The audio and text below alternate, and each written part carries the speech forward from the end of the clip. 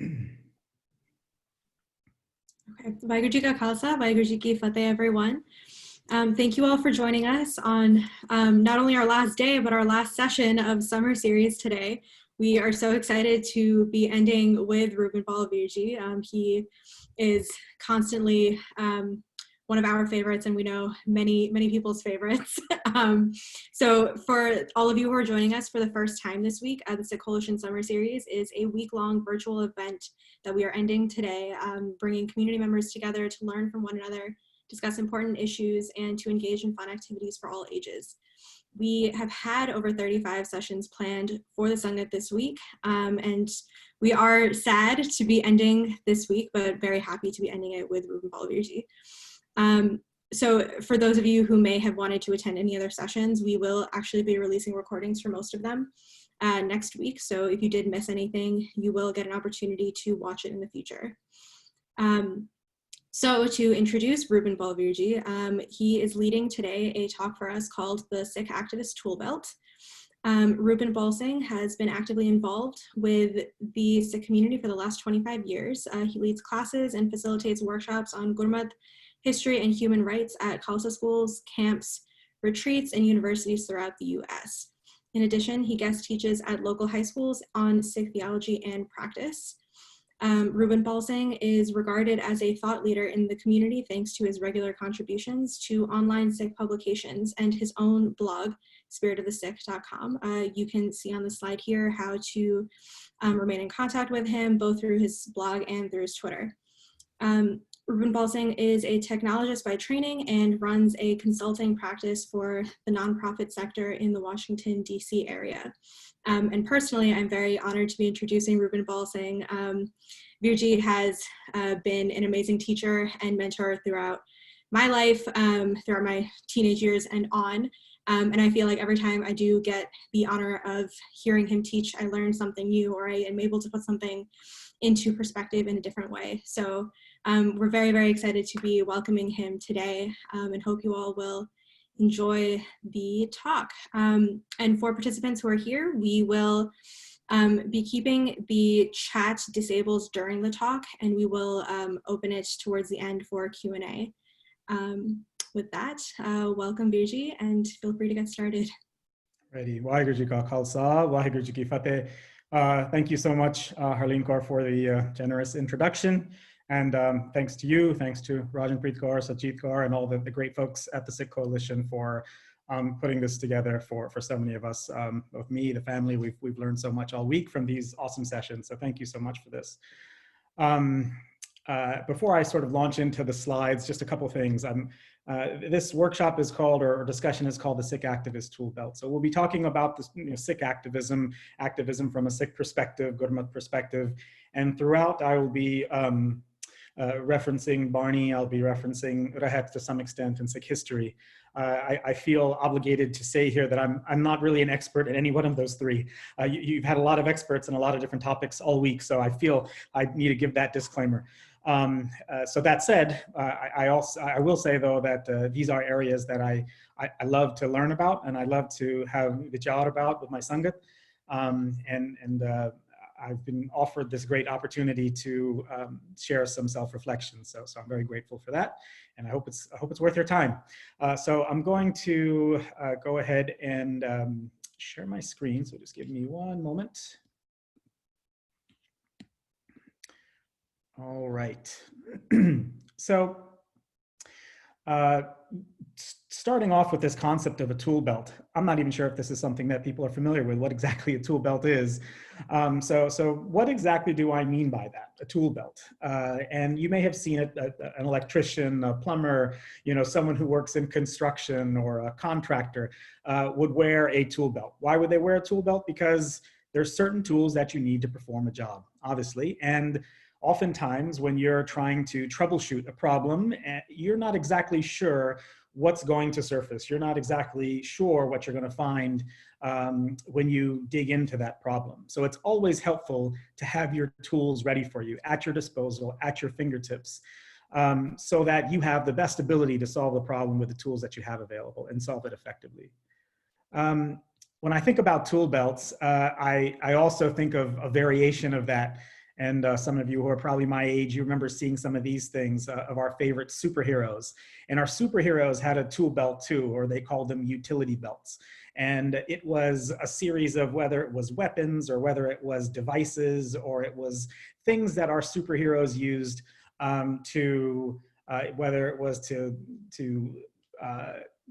defend themselves against an enemy or to rescue someone in need or to save someone. So this utility belt was super important to make sure you had all those tools, those weapons, those devices with you so you can solve that problem and fight against crime. So as I think about this a little bit, these are some of the superheroes that my friends had growing up. But these were some of the superheroes I had when I was growing up. Always had an interest in civil rights, human rights, revolutionaries, activists. And as I started learning more about Sikh history and my heritage growing up, these became my superheroes too. So when I think about activism amongst many, these are just a few images of many. So it really makes me reflect a bit and think I've had the opportunity to be active in many different ways as an activist, as an organizer throughout my life and stand shoulder to shoulder with people of different faiths, of different religions, of different traditions. But lately I've been thinking a lot about, well, what is it that's different about being a Sikh activist? What are those things that is different from being an activist versus being a Sikh activist? So what makes Sikh activism different? And that is what I want to focus on for the course of this discussion. But along those lines here, I also want to sort of frame the question in another way. What belongs on a Sikh activist tool belt? So we talked a little bit about tool belts or utility belts. We've talked a little bit about an activist. So if, from your perspective, and I'd like to ask this question to you, and I would request if you can put some of your comments in the chat. What do you believe, no wrong answer here, what do you believe belongs on a Sikh activist tool belt? So I'll give it a couple minutes, but I'd love to hear some of your thoughts through the chat. Just a note on the chat. So you can chat with the host only. So please do chat directly with Rubin Balvirji. His Zoom name is Rubin Singh. All right, and I will call out some of the answers that I'm seeing here. I'm already seeing a lot of great answers. Some of the things I'm seeing here is courage, humility, giving voice to the voiceless, all great stuff. I love it. What else?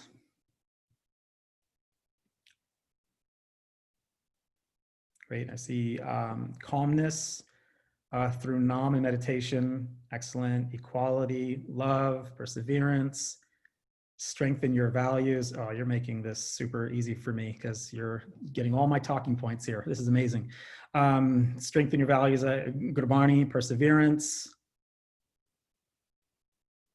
Kirpa, Kirpan, willing to be wrong. Interesting, okay.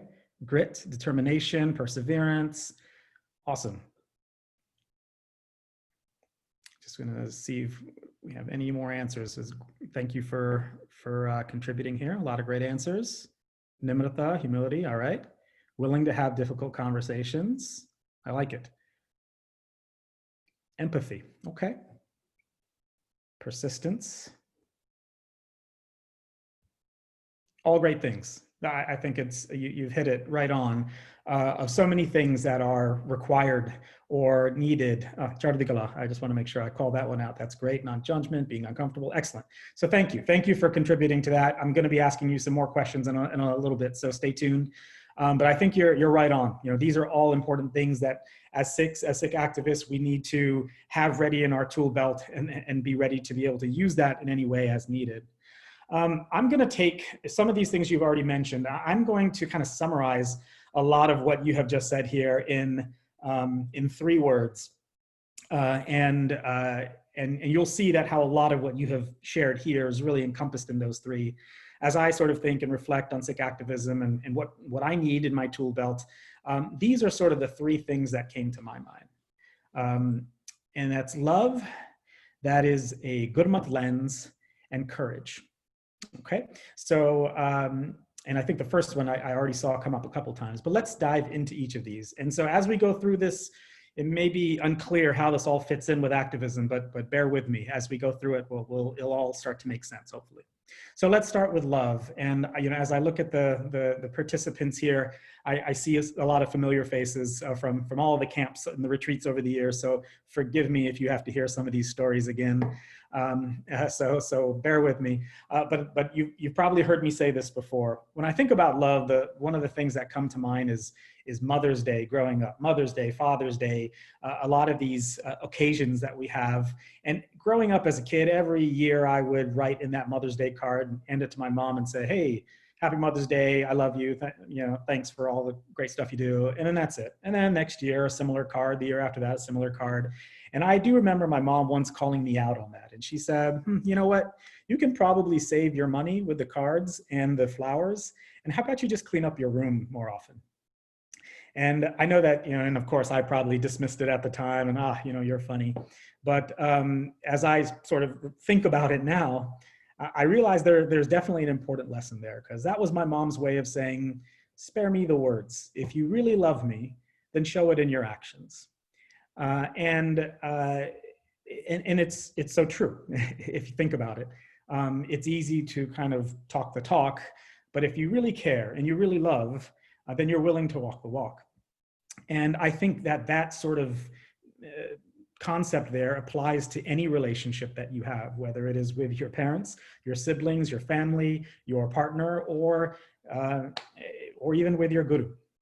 And so I think that our willingness to love is directly tied to our willingness to, or our love to the guru. Our willingness to change is directly proportional towards as our love for the guru.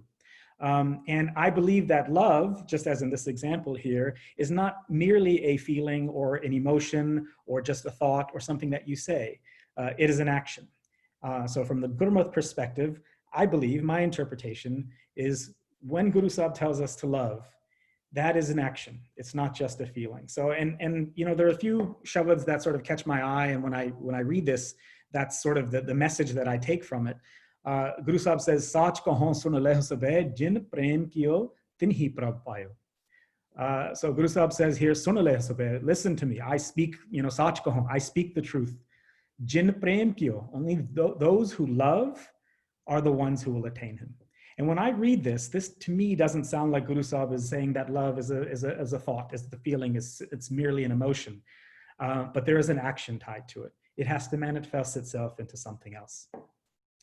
Guru Sahib says, "Jo to prem khelan ka chao sir dal tale gali mere aao." And so many of us have heard this before, that if you want to play this game of love, then come to me with your head on your hand. Come down this path with your head on your hand. Again, this to me doesn't sound like love is merely a feeling or an emotion. It is an action.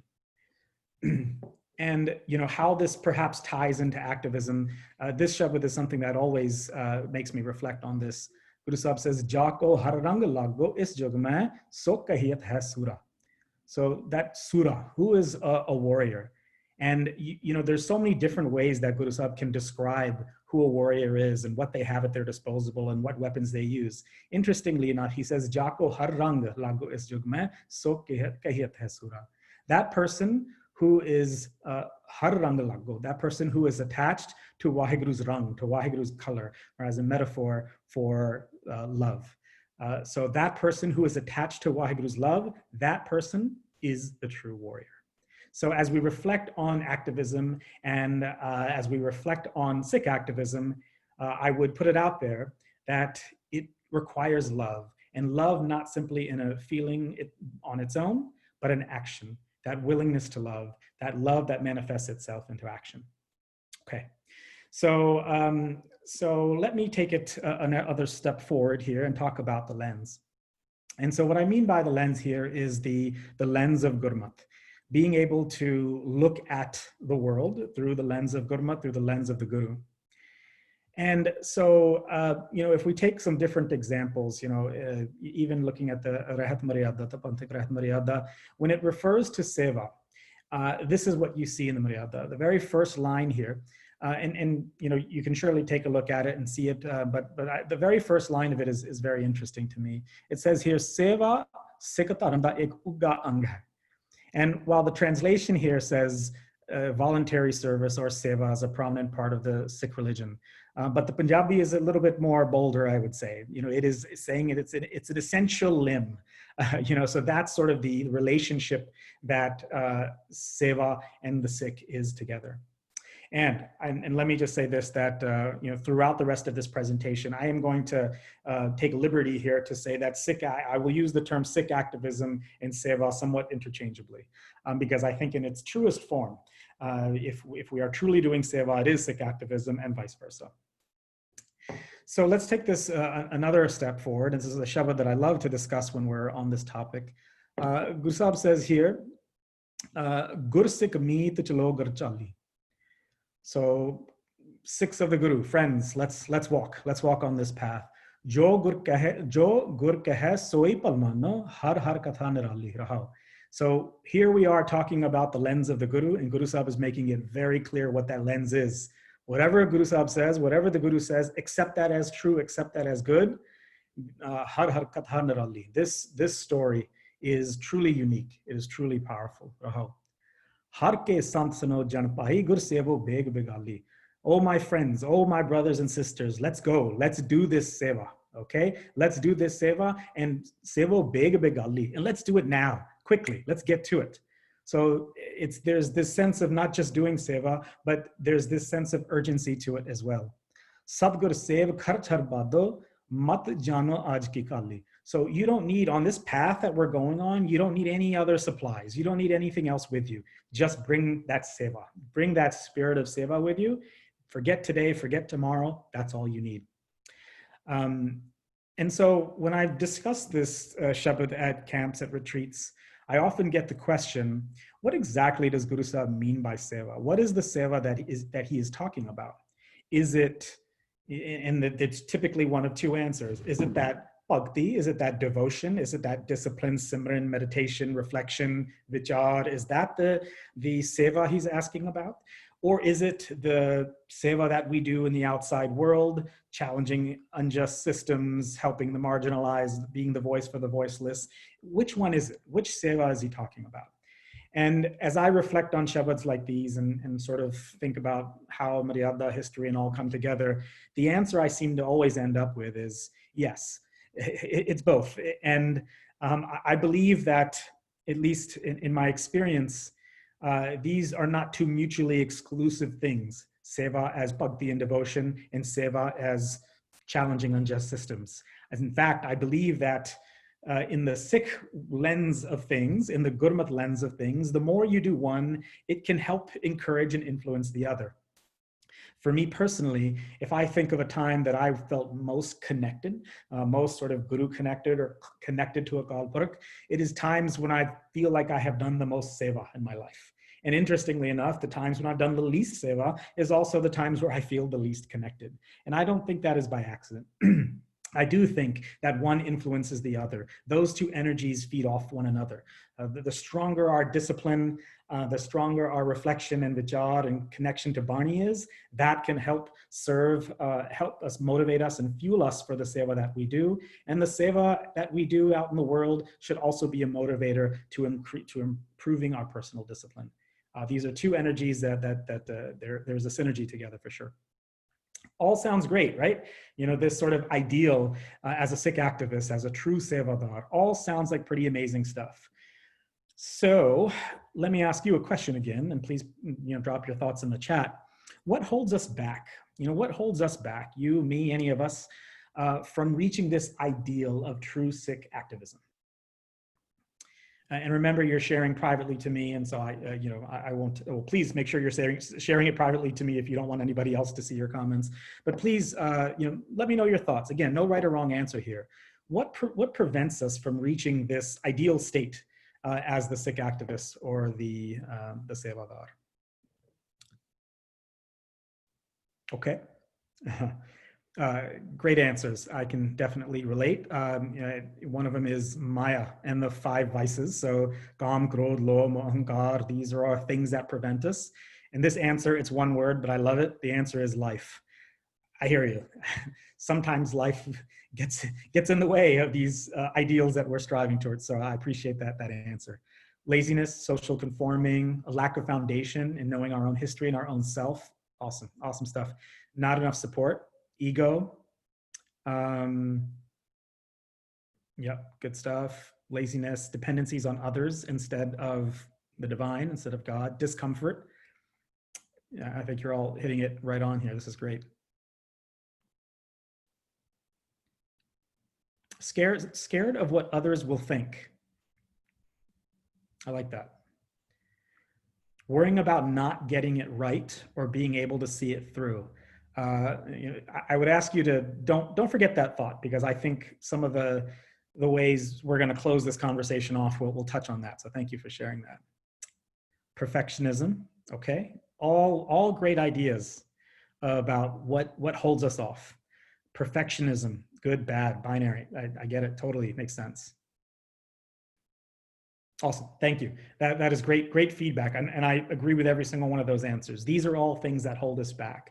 So I'm going to share some other things that I think hold us back. And I'm not saying these things because I've seen others do it. I'm saying these things because I'm guilty of it. I have found myself in every one of these situations here before. So here are some thoughts on what holds me back. Doing the seva, and again, I'm using seva and Sikh activism interchangeably here, doing the seva that I want to do. How many of us have been in this situation where, we're excited? We have this seva project that we're doing. It's, we wake up early that morning and we head out there and we see all our sangat or all our friends are out there serving meals to the people in need, or they're helping paint, or they're helping build a house, doing all these cool, amazing things. And then we get there and they say, oh, all the other jobs are taken. So here's a broom. Can you please just sweep up afterwards? Or, everything else is taken. Can you just go take care of the garbage for the next 4 hours? And then I say to myself, wait a second, that's not what I came here for. That's not the seva that I wanted to do. That's not the experience that I wanted to have. I wanted to do things with my friends and, feel engaged in things, right? So really, to be truthful, was I really there for the seva? Was I doing the seva? Was I there to do the seva that needed to be done? Or was I there to do the seva that I wanted to do? And so I think this touches on some of the points that you all had brought up earlier, that sort of, even that ego to some extent of what my vision of seva is versus what the Guru's version or what the need is. The other thing is the seva project, and this is a little bit more subtle, and you may not agree with me on this, but this is something I've definitely thought about. And we even do it as a family. Oftentimes we say, okay, Saturday morning from 10 to 12, we're going to go to this particular place and we're going to do this particular item. We're going to help, pack these boxes, or we're going to serve this food, or we're going to go to the food bank and do X, Y, and Z. This is our seva project. And it's, again, it's great. It's a great thing to do. There's nothing wrong with that. But I sometimes wonder, this idea of the project and having a very specific time, it's like seva is its own entity, and it's a block of time that we do it, just like we have blocks of times for everything else, from school to work to soccer practice, you name it. And I wonder, is this really, when Guru Sahib refers to seva, is this the type of thing he's talking about? Is seva truly a project? Is it something that we do for short periods of time? Is it something that we pencil into our calendar? Or is it a lifestyle? Is it the way of looking at the world? Is it a spirit of giving, a spirit of finding the need around us and delivering and serving without any thought or question, and making it a constant 24/7 type of thing? So that is something I think is worth some thought and some reflection.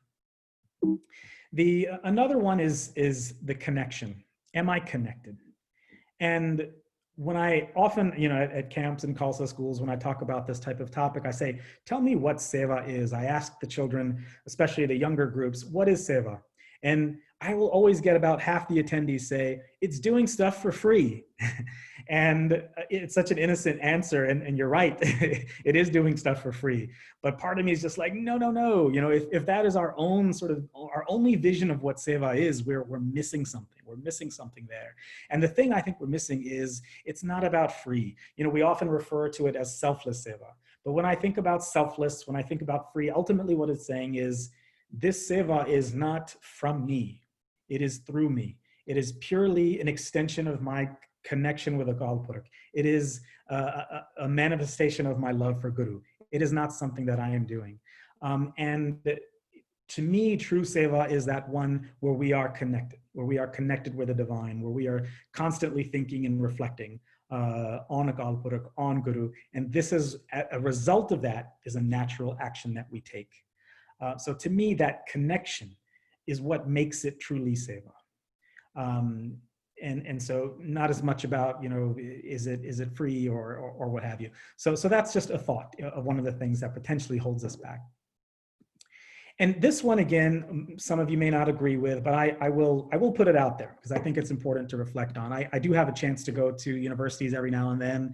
And a lot of these universities and SSAs are super excited to have these free langar events, especially around the time of Guru Nanak, Gurpurab and such.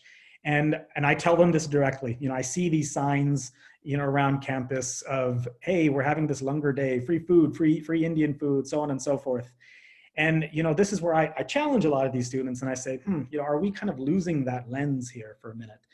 Because when I look at these, and I understand the passion and the excitement to have other people understand our heritage and traditions when it comes to langar.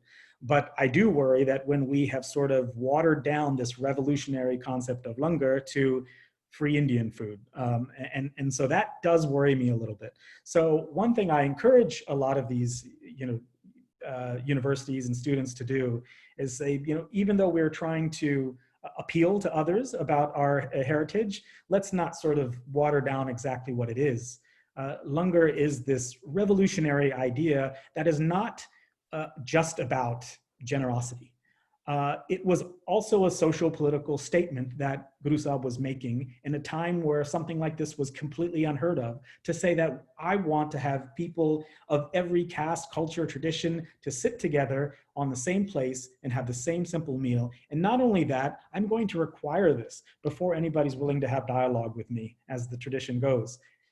Because if you're not willing to do this, you're not really interested in having a dialogue with me. It's a beautiful revolutionary concept. So my point in bringing out this one example, and there's many examples, I just picked one, is making sure that whatever activism that we're taking, whatever seva that we're taking, we're doing it in such a way that we are serving the Guru and we are not sort of taking the Sikh philosophy to serve ourselves.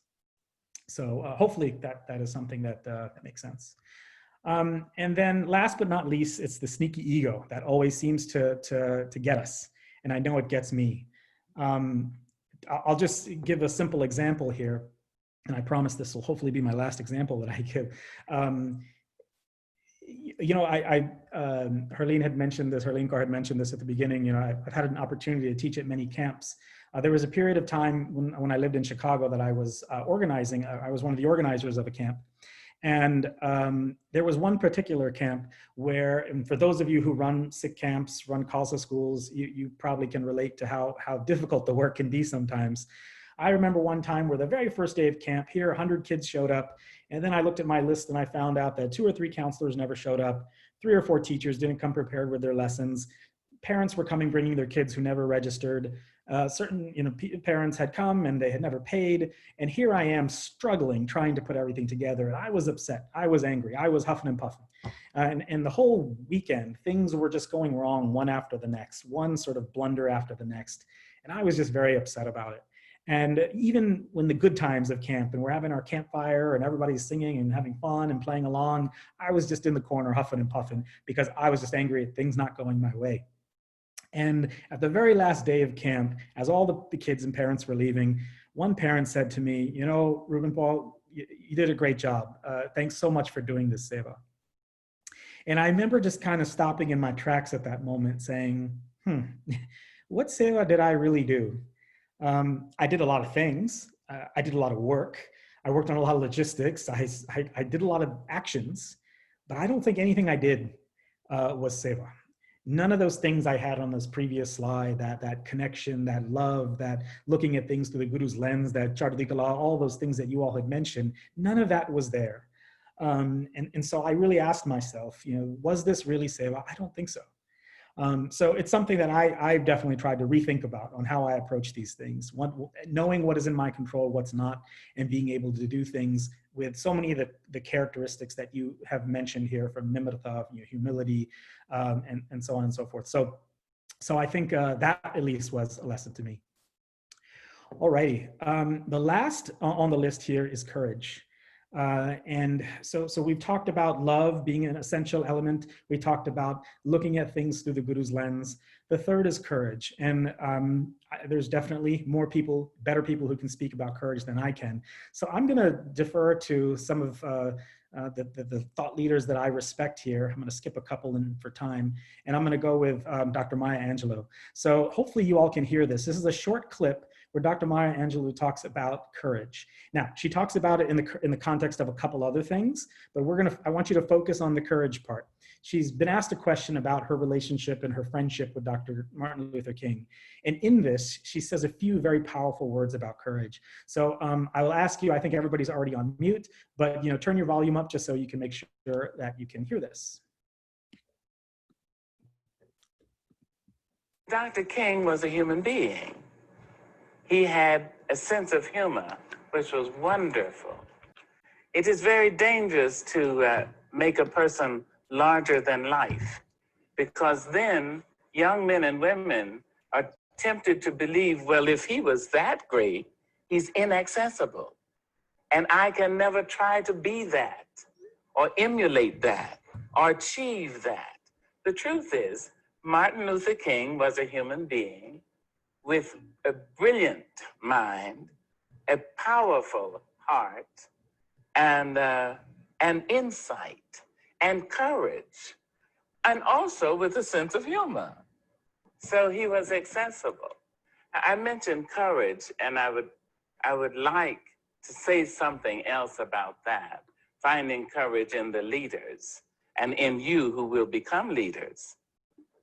Courage is the most important of all the virtues, because without courage, you can't practice any other virtue consistently. You see, you can't be consistently kind or fair or humane or generous, not without courage, because if you don't have it, sooner or later you'll stop and say, the threat is too much, the difficulty is too high, the challenge is too great. So I would like to say that Dr. King, while we know from all the publicity that he was brilliant and he was powerful, he was passionate and right, he was also a funny man. What powerful words. She says, without courage, you cannot practice any other virtue consistently. And that's something that really connected with me, especially when we think about seva, when we think about Sikh activism. It is easy to do the right thing once. It is easy to do the right thing in a very public way. But practicing that virtue of courage consistently, that is where we see that true seva, that true Sikh activism, and that true leadership. So definitely something I found powerful. There's something else she says in a different interview where she says that courage is not something that necessarily, it's not something that happens overnight. Just like when you go to the gym and you start lifting weights for the first time, you don't walk in for the first time and just start bench pressing 300 pounds. You start with just the bar for starters, 35, 45 pounds.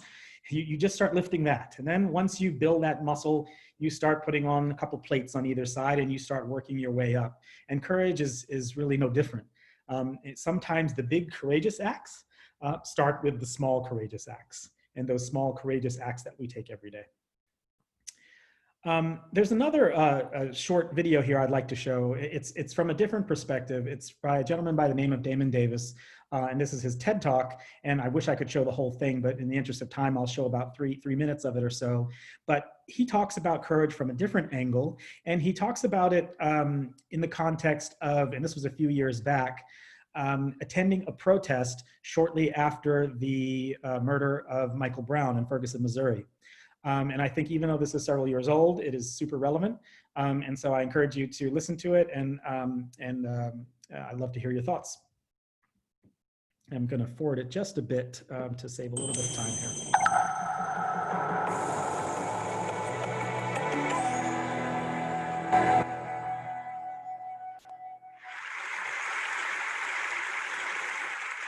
So I'm afraid.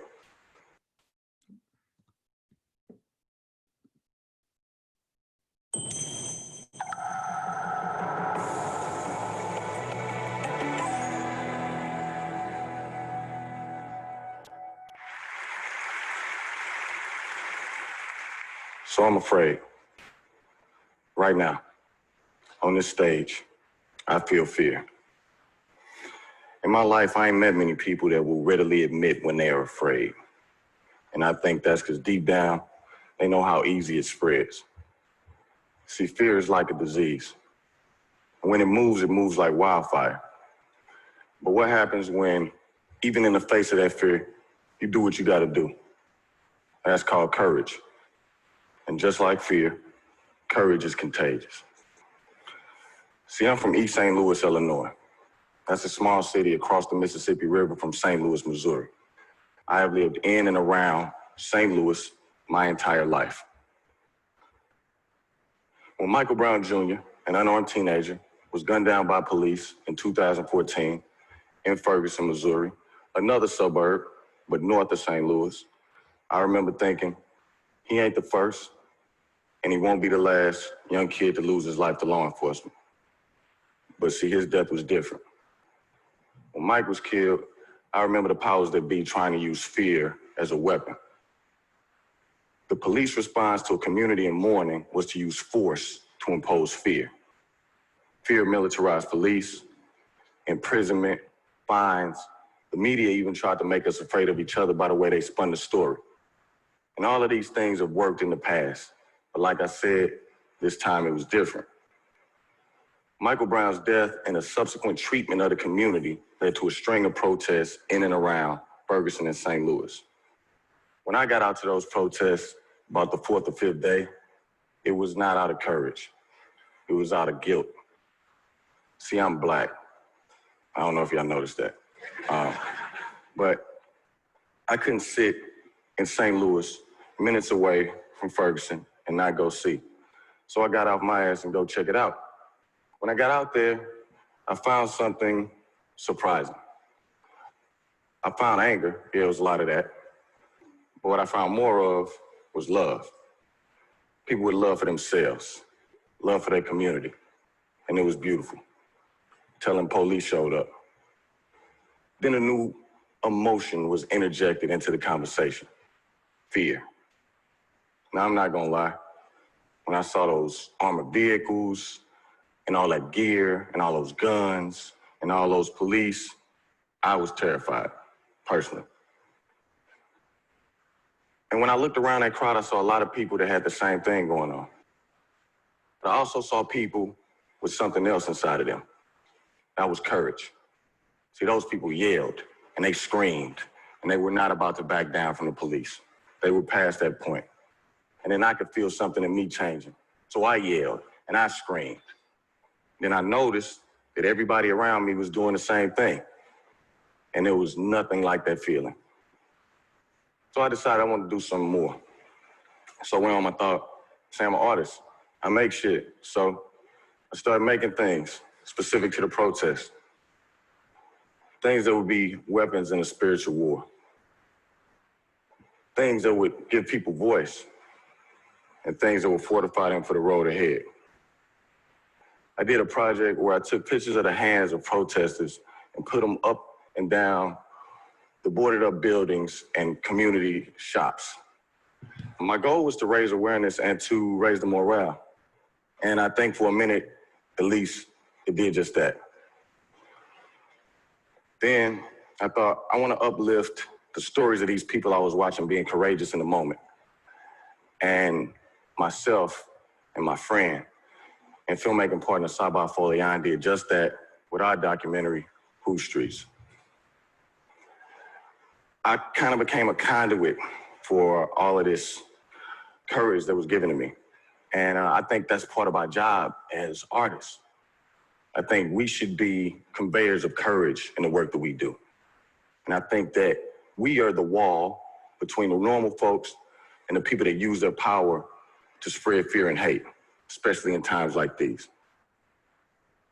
So I'm gonna ask you, y'all the movers and the shakers, the thought leaders. What are you gonna do with the gifts that you've been given to break us from the fear that binds us every day? Because see, I'm afraid every day.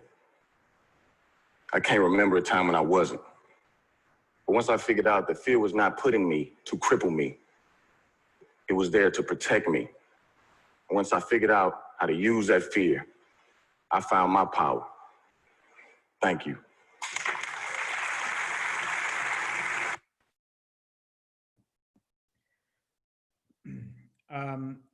I would love to hear anything, feel free to share to me directly here.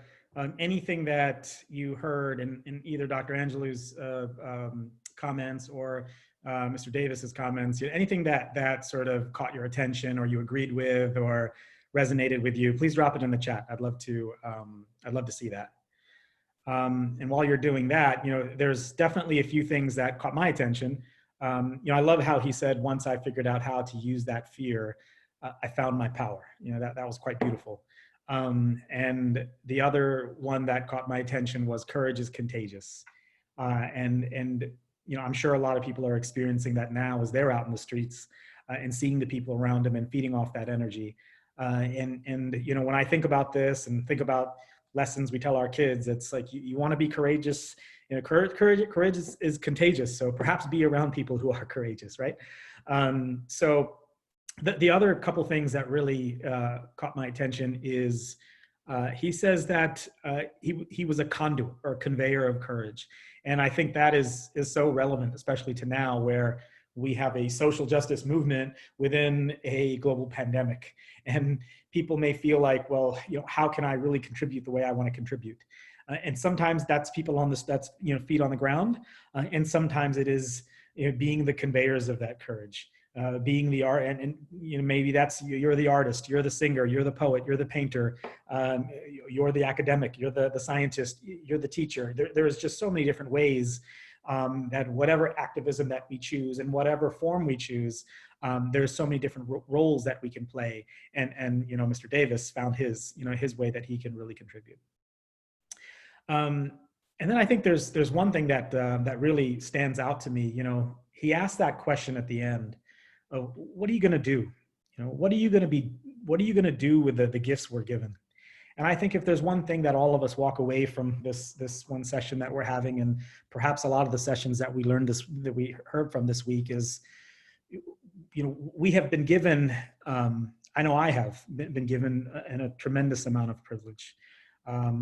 And growing up in this tradition of being a Sikh and growing up with the stories I have and the role models as Sikhs between our gurus and our revolutionaries, my gosh, what gifts have I been given? And this is a question that really stuck with me. What am I going to do with these gifts? It was not long ago, maybe it's been about a year, I guess, now that I think about it.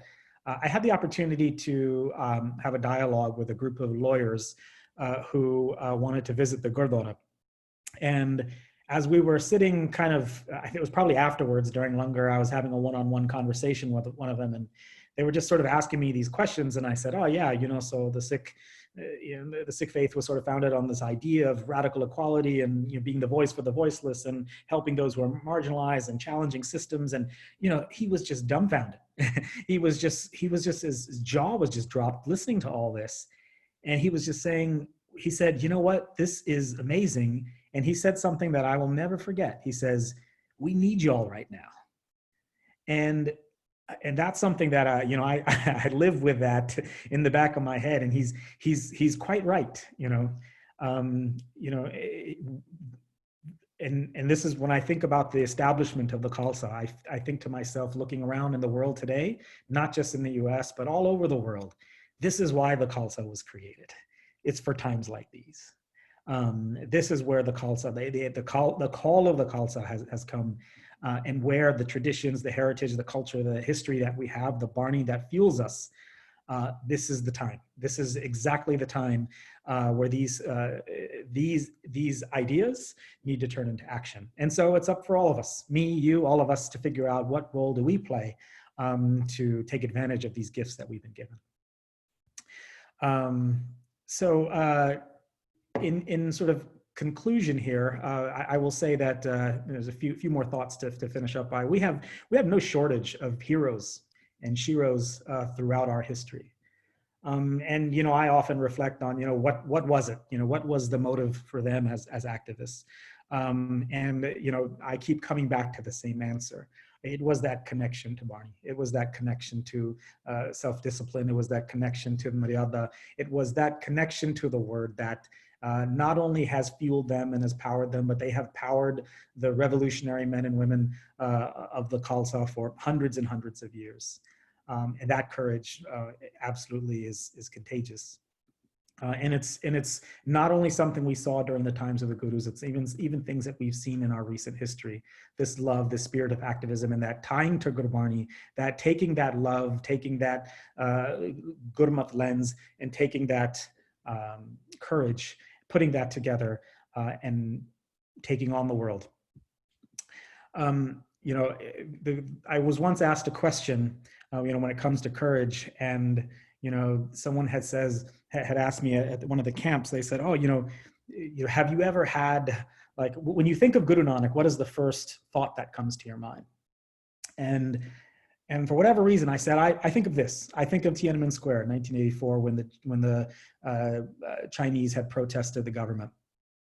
And that was not the answer they were expecting. They were expecting the, you know, the Soba Singh picture that we've all seen of Guru Nanak. And I said, no. For whatever reason, when I think of Guru Nanak, I think of this image. I think of this one man standing in front of the tanks and sticking to his principles, even though the whole system was against him, and not moving. And that is sort of the inspiration that I have. You know, every time Guru Nanak comes to mind, this image is there too. And when I think of courage, this is the first thing I think of. And this is the Guru Nanak that I will always think of. While everyone else might remember the Soba Singh picture, this is it for me. And willing to stick with your principles no matter what the circumstances are. In fact, if you've seen the video of this, even when the tank starts to move around him, he starts moving in front of the tank. So this to me is one of these ultimate images of courage, and it's something that often makes me reflect when I think about what I aspire to be, hope to be someday. You know, Guru Sahib says in this beautiful shabad that when I think about activism, it all often comes to mind. He says, "Nano neend par drish bikar." He says that my eyes are asleep and I'm focused on other things. I'm focused on other things in a negative way. Sravana soi sona nind bichar. My ears are asleep because I'm listening to gossip and slander. Rasna soi lo mithe saad. My tongue is asleep because I'm focused on these extravagant tastes.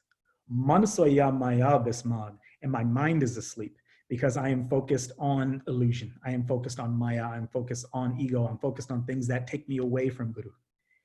So he's saying, and he's using these senses to give this idea that even though I look physically awake, my eyes are asleep, my ears are asleep, my tongue is asleep, and my mind is asleep, focusing on all the wrong things. And then he says, "Es greh main koi jagat rahe." The one who is awake, those people are very few. The people who remain awake in this house, it's very rare. And this is the path that I think Guru Sahib is asking us to take. And, you know, we often hear when we talk about activism, when we listen to activists, they always say, stay woke, right? They say, stay woke, to be aware and knowledgeable of the social political situation around you and respond accordingly. And I believe Guru Sahib, through life, through history, through Gurmat, believes that too. But in this Shabad, he's saying, stay woke internally.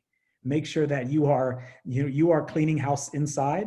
You are focusing on the right things. Your mind is focused on the right things. Your ears, your eyes, your senses, everything is focused on those right things. Why? I believe if we can remain internally awake, then we can truly be awake to the world that's around us and find a way to give and contribute accordingly. Last but not least, you know, when I think of one who was truly woke, when I think of one who symbolizes a lot of the elements that I brought up today about who a true Sikh activist or Sevadar is, I'm sure many people come to your mind, a lot of you. Um, for whatever reason, this is the first person that comes to my mind. Bhagat Puran Singh always comes to mind as the true activist and the role model that I aspire to be. For those of you who are not as familiar with the history, unfortunately, there's not enough time for me to go into all his accomplishments. I encourage you to read more about him. But in short, those who were suffered terrible disabilities and hardships, who were pretty much people who were left alone by society and given away and thrown away by society. Bhagat Puran Singh not only personally brought people in, but he created institutions to serve those people in need. And made a lifestyle out of it, really nothing for himself and everything for the people he cared about and the cause he cared about. And there's a story that I will conclude with that I think about, that was shared with me once, that I think really symbolizes the life of Bhagat Puran Singh, as well as a lot of the points that I tried to raise today. The story goes like this, that, many of you who are my age or a little older, you may have even seen Bhagat Puran Singh. He would often be around Amritsar, often around Darbar Sahib especially. And as the story goes, there was one day outside of Darbar Sahib in Amritsar, he was found alongside the road picking up rocks and putting them into a bag. And he was, taking especially some of the medium to bigger size rocks, and he was putting them in the bag. And a group of kids, a group of students nearby had seen him, and they were wondering what he was doing. And they said, Bhagatji, what exactly are you doing putting these rocks in your bag?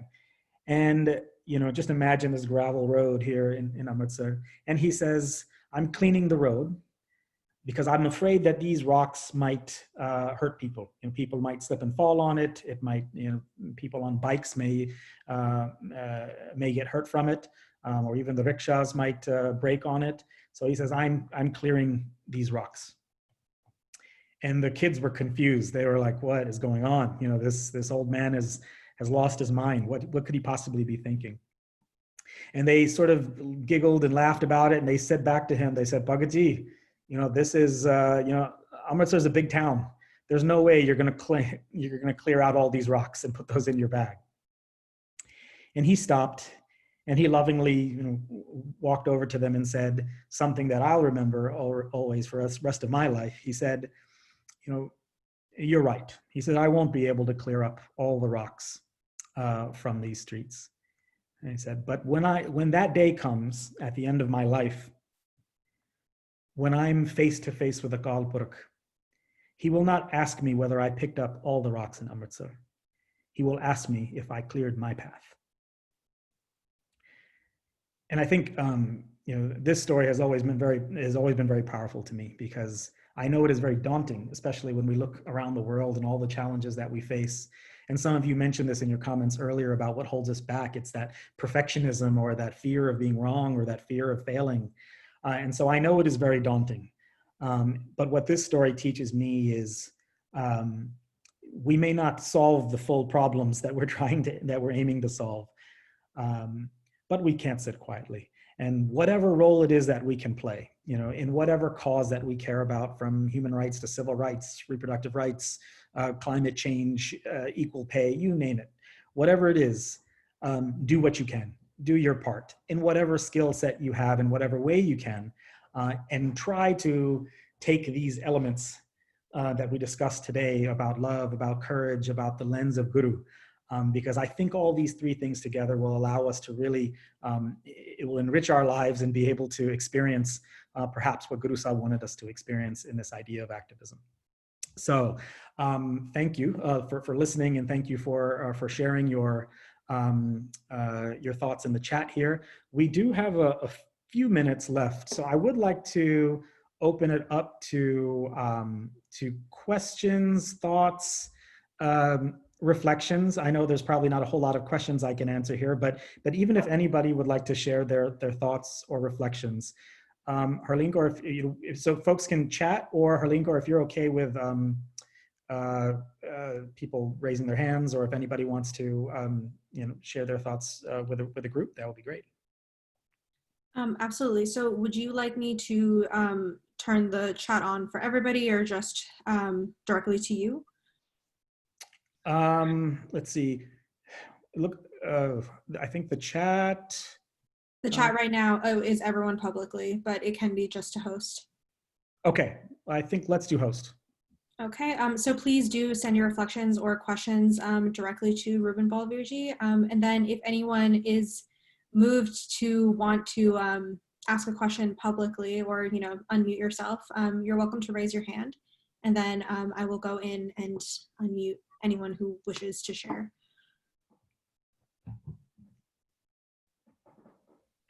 And while that's happening, somebody did ask if I could repeat the name. This is Bhagat Puran Singh. So if you were to search for it, Puran Singh, P-U-R-A-N. There's also a great book in English. If it's called Garland Around My Neck, and it's beautiful symbolism with behind why he called it that. So I encourage you, if you want to learn more about him, you surely can do so. But that's that. Yeah.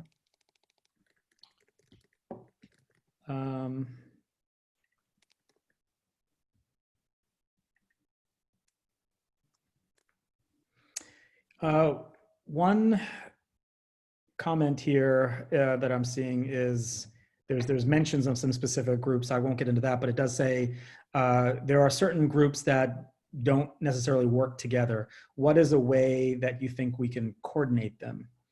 I don't know. I don't know if I have a good answer or enough context to say that to answer on that. But you know, I will say this: I grew up in an area that had a lot of different gurdwaras, and eventually, for whatever reasons, they split off. Sorry, let me say it again. We started off as one gurdwara, and then over time, it sort of broke off into many different gurdwaras. And you know, a lot of people kind of look at that and say, "Oh, that's terrible. We should be more unified. We should be, you know, we should be one. We should be so on and so forth. But we should consolidate our resources." But you know, and that might be true. But I would also say that, and yeah, I see some good points in the comments here that, well, you know, consolidating resources and consolidating funds is important. But at the same time, I do think that, you know, I've seen, you know, even locally, the gurdwaras that we have here, the different camps that we have, each of them have sort of a focus or a leaning or an angle that they take to their activism or to their gurmat or to their practices or what have you. And sometimes I wonder that if it was all one, you know, would we really have the flexibility to do sort of different things?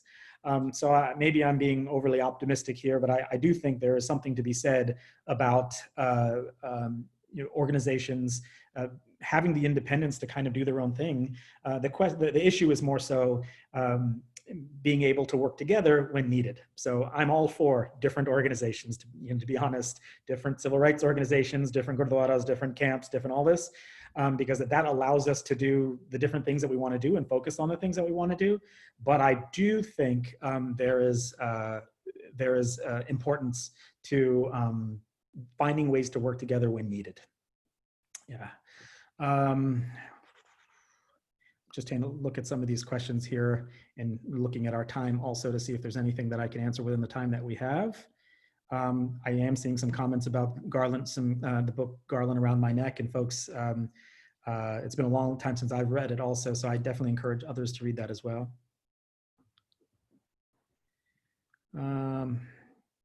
Yeah, I agree with a lot of the comments here about, you know, it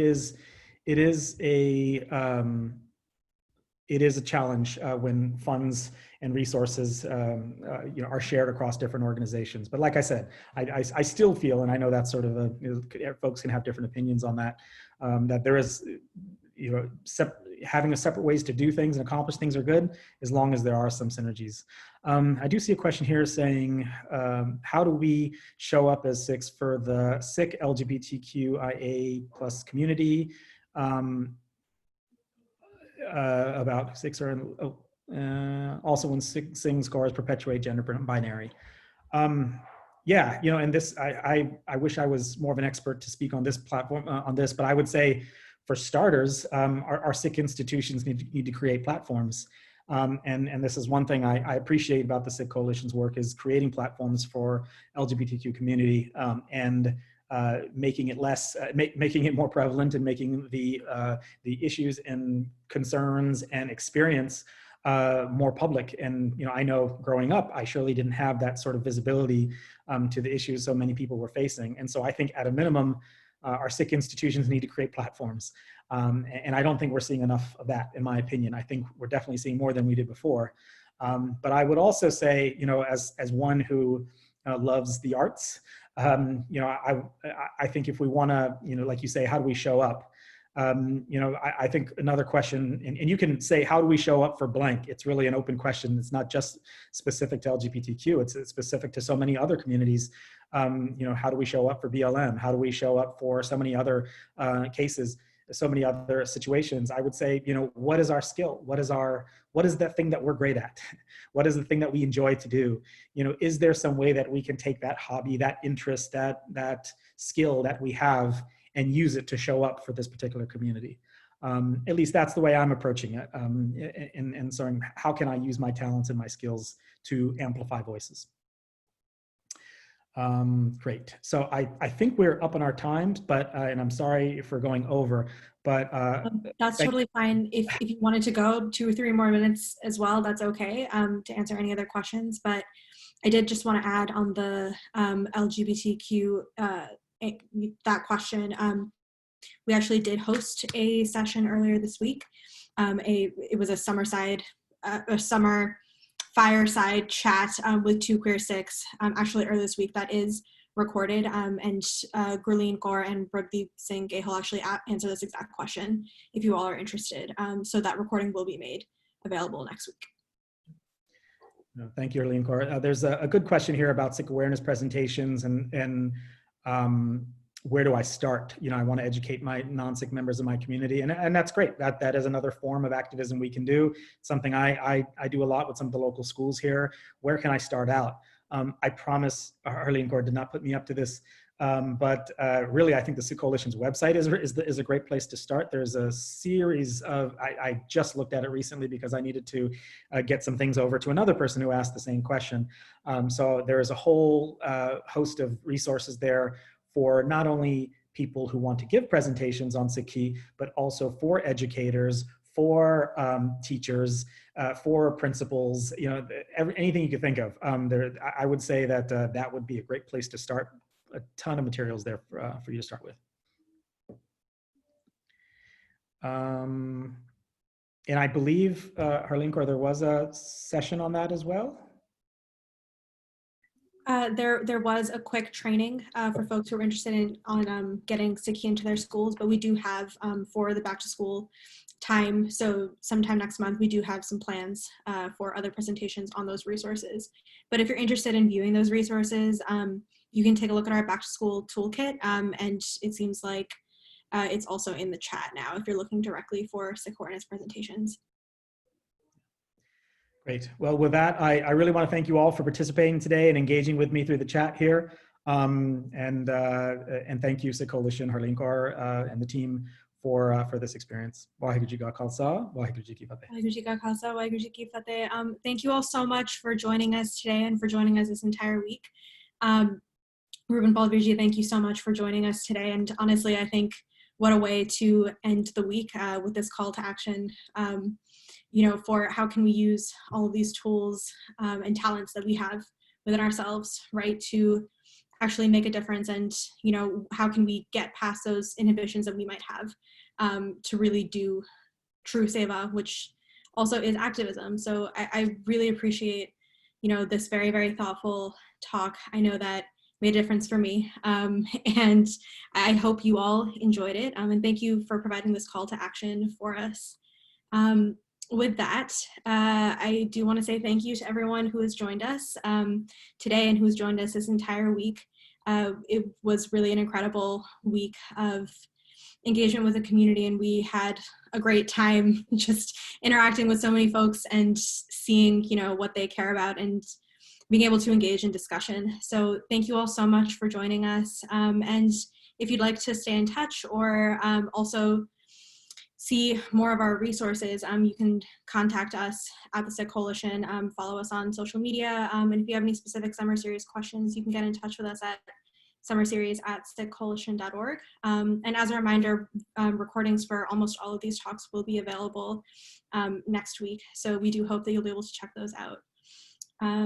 Okay, with that, Waheguru Ji Ka Khalsa, Waheguru Ji Ki Fateh.